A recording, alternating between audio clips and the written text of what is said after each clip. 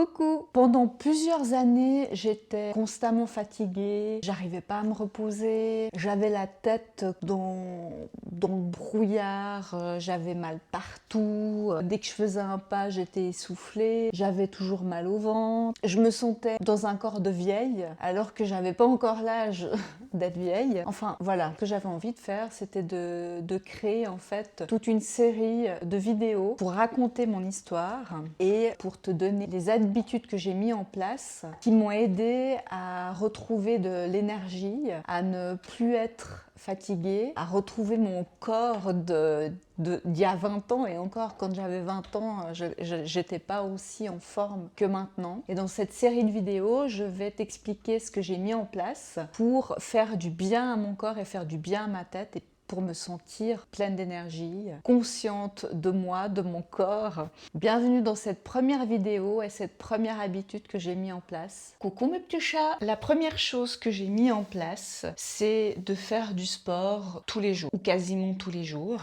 et notamment la musculation, ou en tout cas de muscler mon corps. Des études montrent qu'à partir de 50 ans, on perd 1 à 2% de notre masse musculaire, ce qui est énorme. Et puis à partir de 60, forcément ça augmente. Il disait en fait qu'il fallait vraiment se muscler, que c'était notre muscle, nos muscles, qui allaient nous permettre forcément de marcher, nous permettre de nous rattraper ou de nous relever si on perdait l'équilibre. Et que si on n'avait plus de muscles, forcément on serait limité dans notre corps. Il y a aussi une incidence par rapport à l'ostéoporose, où justement le fait de faire de la musculation avec charge, ça renforçait en fait notre ossature et ça limitait l'ostéoporose, ou ça la retardait, ou en tout cas il y avait moins de risque d'ostéoporose avec la musculation. Donc on se rend compte en fait que la musculation c'est quelque chose d'hyper important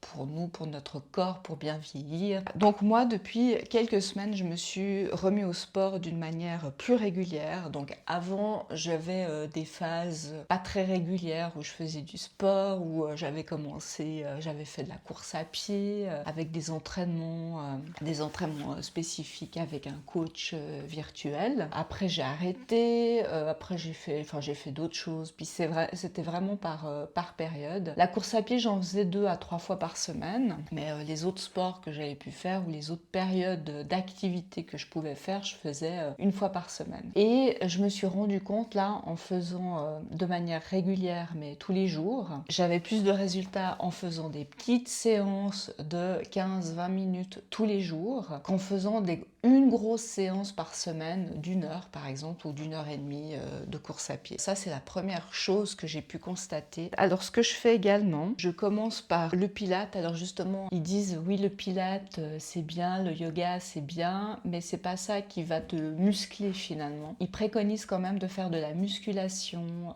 avec charge, mais bon, moi comme je suis pas du tout musclée, en tout cas au niveau des jambes, je commence déjà par un sport dit doux avec le pilate, même si il y a de la charge, parce que j'ai mon appareil, je te montre.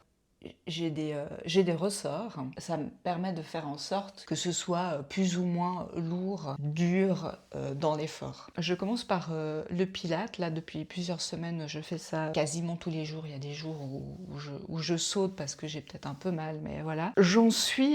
En fait, je suis tellement peu musclée des jambes et des cuisses que même et c'est dramatique à mon âge, parce que même pour faire des squats, je sens que j'y arrive pas, quoi. Là ça va mieux, je sens quand même que j'ai pris des muscles. J'avais commencé à écouter un podcast où justement il disait que les muscles des cuisses, c'était ça qui était le plus important, d'avoir des grosses jambes musclées, ce qui n'est pas du tout mon cas. Donc ça c'est, je dirais, la première habitude que j'ai mise en place. Et puis je me rends compte aussi que de faire du sport tous les jours, même à petite dose, je me sens mieux, je me sens moins fatiguée, je me sens mieux dans mon corps. Je fais une petite pause. Là il y a un truc intéressant intéressant qu'il est en train de dire dans son podcast, c'est qu'il n'y a pas de contre-indication. Ça veut dire qu'on croit toujours qu'on est un cas particulier, qu'on a quelque chose. Ah, je peux pas, j'ai mal au dos.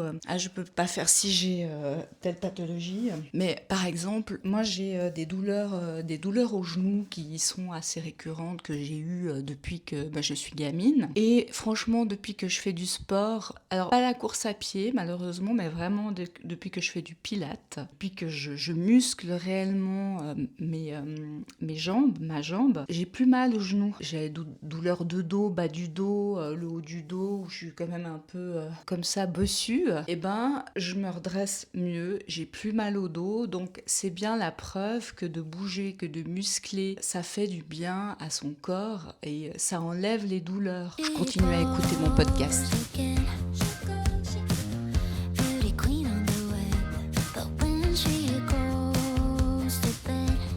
Voilà, j'ai terminé ma séance, ça fait du bien. Et je sens vraiment le fait de mettre de la charge, je me sens beaucoup plus tenue dans mon corps et mieux, quoi. Je vais vous mettre le lien du podcast, en tout cas ils ont un podcast et ils ont justement une chaîne YouTube aussi, c'est GG et Raph. Je vais vous mettre ça dans la description si vous voulez aller plus loin là-dedans, dans les descriptions, dans les explications.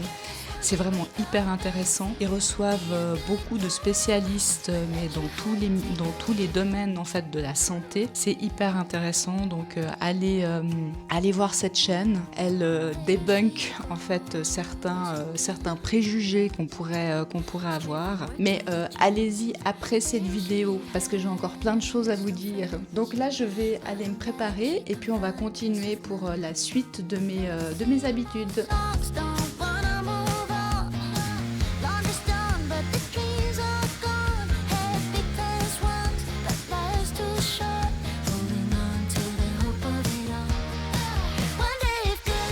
Ce que je voulais rajouter aussi par rapport au sport et à la musculation, c'est que quand j'ai recommencé le pilate, en fait, je faisais tout doux, j'avais peur de mettre du poids. Je pense qu'il ne faut pas hésiter à se faire mal. Alors, on connaît son corps, hein, faut pas non plus...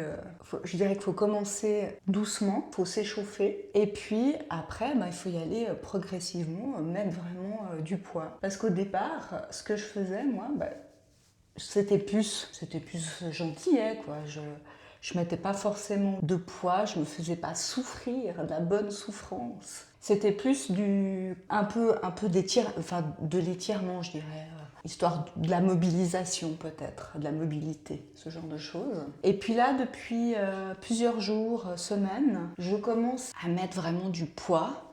D'ailleurs, je suis essoufflée quand je fais mon pilate, c'est bien la preuve que je force, quoi. Et après ces séances, je me sens très bien. Ça me fait du bien au corps et ça me fait du bien à la tête aussi. Peut-être quelque chose aussi qui n'a rien à voir avec la choucroute, comme on dit. C'est quand on est fatigué, des fois on n'a pas envie de prendre soin de soi. Je pense que c'est quelque chose qui est quand même hyper important. De se sentir belle, se maquiller. Après, je me maquille pas forcément tous les jours, là, en l'occurrence. Je me maquille quand j'ai des rendez-vous, quand je veux avoir du monde.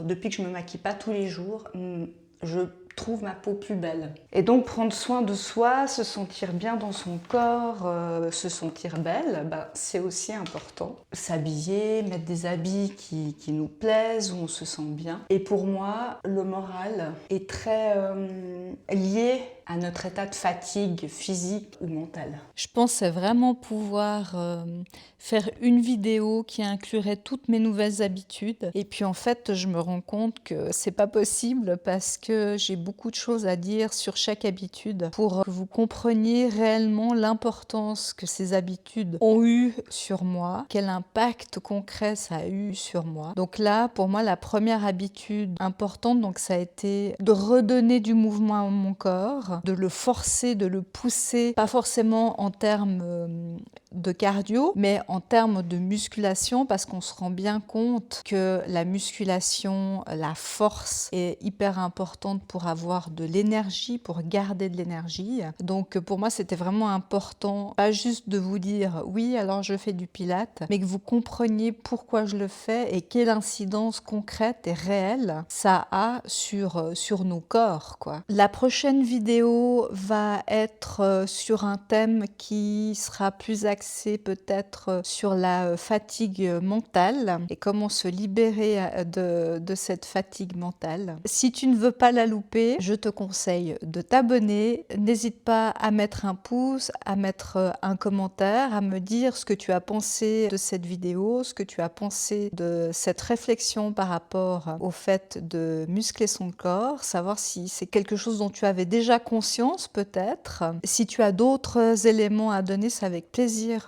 que je les lirai. Je vous dis bonne soirée et à bientôt. Bisous.